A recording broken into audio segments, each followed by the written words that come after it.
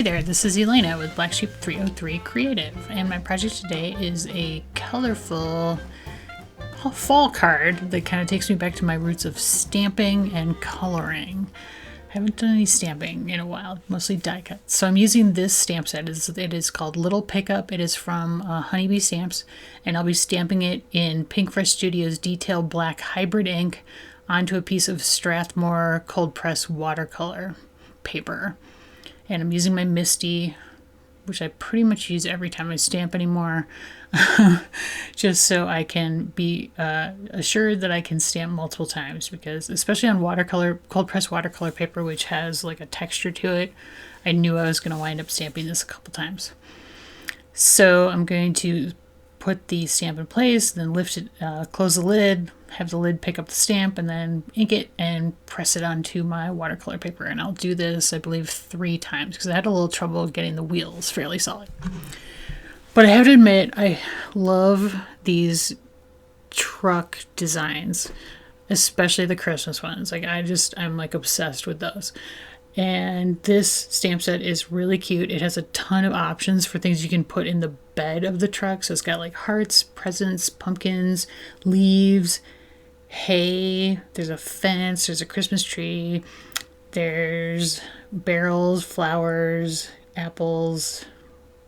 And so I'm doing the barrels. So I have put a post-it note over the body of the truck, and I'm just stamping down the barrels to get them nicely into the body of the truck, and it worked, yay. And then I've lined up my apples on top of the barrels, and I'm going to stamp those, and that is the completed stamping. So pretty easy to do, not too difficult. You just have to look through the clear stamps to line them up properly. Now I'm using my Zig Clean Color Real Brush markers, and this first color is 22 Carmine Red, and I am basically going along and adding color to the bottom of the apples, or anywhere where it's behind another apple where those edges meet. I'm putting it a darker, like a piece of some red marker on the apple that's behind the other one. And then I'm taking my water brush that doesn't have water in it and dipping it into the cup of water, cleaning, kind of wiping most of the water off, and then spreading the color with my water brush. And then now I'm taking wine red, which is a darker shade, and going to those same spots that I originally colored to darken down the shadows. And then this 50 yellow, I'm just dotting on like any highlighted sort of lighter areas to give it a slight highlight.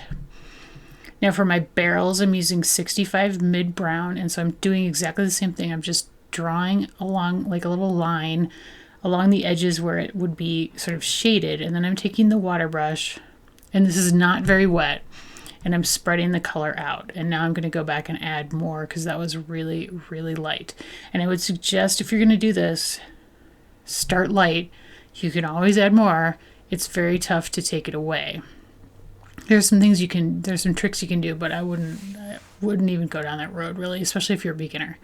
And then I added 60 brown on top to sort of give that a little bit more of a red glow, and that was 50 yellow on the strap on the barrels. And then I also used 44 deep green on the leaves on the apples, just dotted them in as they were dry. Now my truck is blue, so I'm using 32 Persian Blue as the first shade. And I'm doing the exact same thing I did with the apples. So I'm kind of going along any seams, anywhere anything overlaps, anything that's behind something else is going to be darkened down, to sort of just, I don't know, add the shading in the beginning, and then when you pull it out with the water, with the damp brush, it's going to lighten up the color, as you see there. And so this kind of gives you a base of color with some shading built right into it because of where I'm putting the first bit of color. Now this is pretty light, so we're going to have to darken it down, but I always start out lighter, as I mentioned, and go darker. And so now I'm going to go to a darker shade of blue, which is 37 Cornflower Blue, and I'm just going to go over those same areas and add in shading again, like just a line really. It's not anything complicated or difficult, really pretty simple. And then I'm just going to take that damp brush and pull that color out from those areas to blend it in.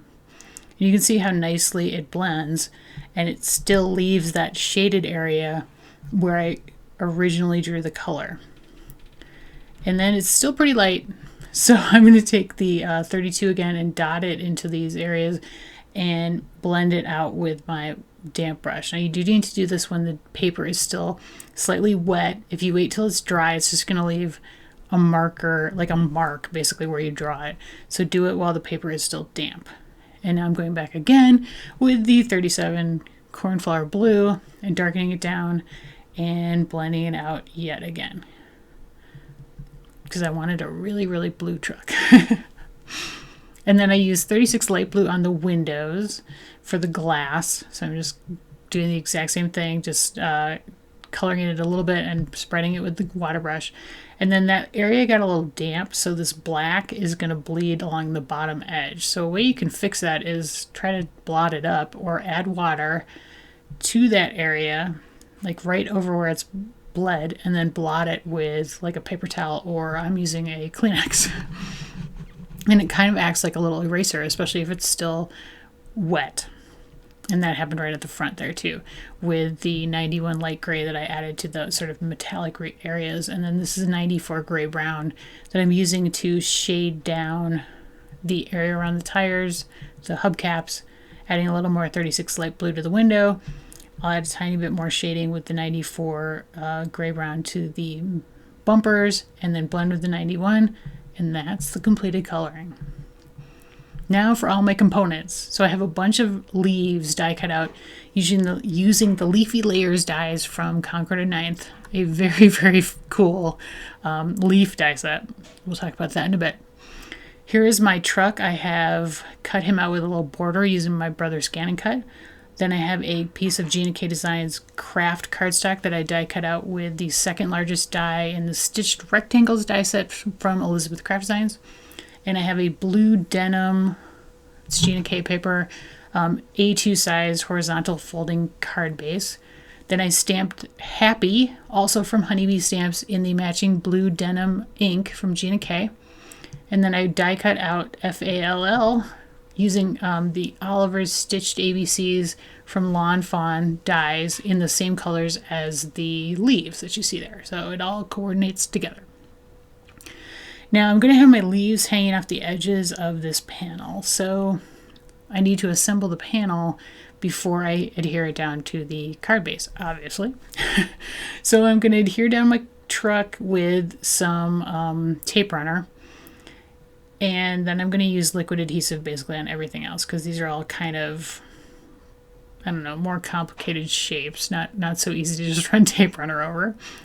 And my favorite glitter is Art Institute glitter, or Art Glitter Glue, not Art Institute, it's Art Glitter Glue.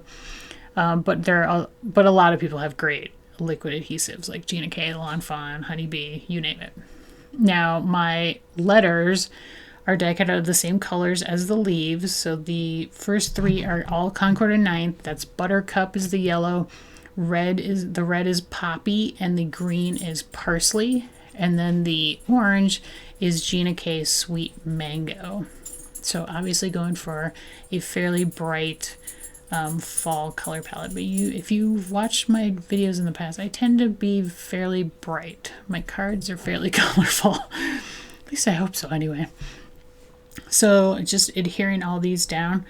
And this lets me know how much space I have for my leaves as I put them down on the edges. And that was why I had to put all that stuff down first, was just to know how much space I was going to wind up with. I wanted to make sure I had enough to fit, especially these larger maple leaves, partially over the edge where you could identify what they were. And so I'm just going to use liquid adhesive to adhere these down. Fairly straightforward. Now these leaves are very cool. Like they've got the solid layer and then the outline layer, and you can use them separately as I am doing here, or you can layer them together to have like multicolored leaves, and they're really cool. There are more than what I'm showing here, but really fun, great little leaf dies, super versatile. And so now I'm just going to trim off the excess leaves because it has all dried and it's ready to go. And that just gives me my cute coordinating color layer that adds to the fall theme that I've got going. And I'm just going to use some tape runner to adhere this panel down to the card base. And that will basically be the completed project. So pretty simple, not too complicated. Sorry, my dog's got to scratch himself, so you hear his jingly collar probably. Did take me back to my coloring roots, so I hope I was able to help you if you are a beginner with Zig Clean Color Real Brush markers. I do love those markers, so I highly endorse them and think they're amazing if you haven't used them. As well as honeybee stamps in general are awesome, like that little pickup. Thanks so much for watching. You can find more from me at my blog, blacksheep303.com. As always, the supplies are linked in the video description and over on the blog post there. If you liked the video, I really appreciate it if you give me a thumbs up and leave me a comment, because I love hearing from you and that helps my channel. And if you have not subscribed to my channel yet, I would really appreciate it if you do that as well. Thank you so much. Have a great day.